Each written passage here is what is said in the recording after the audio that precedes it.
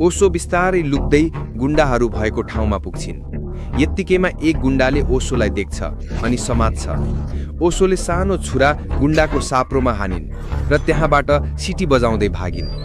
सिटीको आवाज सुनेर ओशोको आमा र गाउँलेहरू आत्तिन्छन्। ओशो पहाडमा चढ्छिन्। यत्तिकैमा एक गुण्डाले डोरीले हानी झार्छ।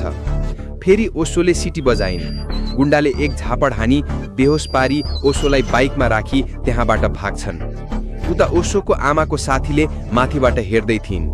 ओशोको आमा र अर्को एकजना साथी घोडामा चढी गुण्डाहरूको पछाडि जान्छन्।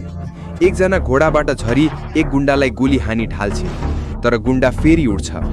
भाग्न खोज्दा ओशोको आमाले तरबारले एकै सटमा घाँटी काटिदिन्छन्। उनको साथीले बन्दुक दिन्छन् र गुण्डाहरूको बाइकमै अरू गुण्डाहरूलाई खोज्न जान्छन् र एक गुण्डाको टाउकोमा गोली हान्छन्। एक गुण्डाले ओशोको आमालाई माथिबाट दूरबीनले हेर्दै हुन्छ। गुण्डा नभएको मौकामा ओशोले पेट्रोलको पाइप दाँतले काट्न खोज्छिन्।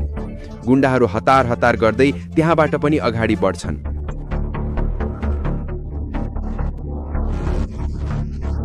ओशोले जनतन पाइप दाँतले काट्छिन्।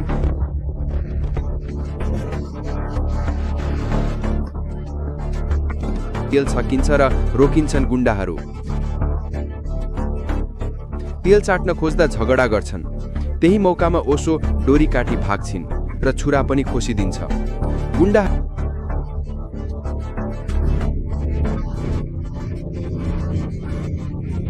खुसीले कराउँदै थिए। यत्तिकैमा ओशोको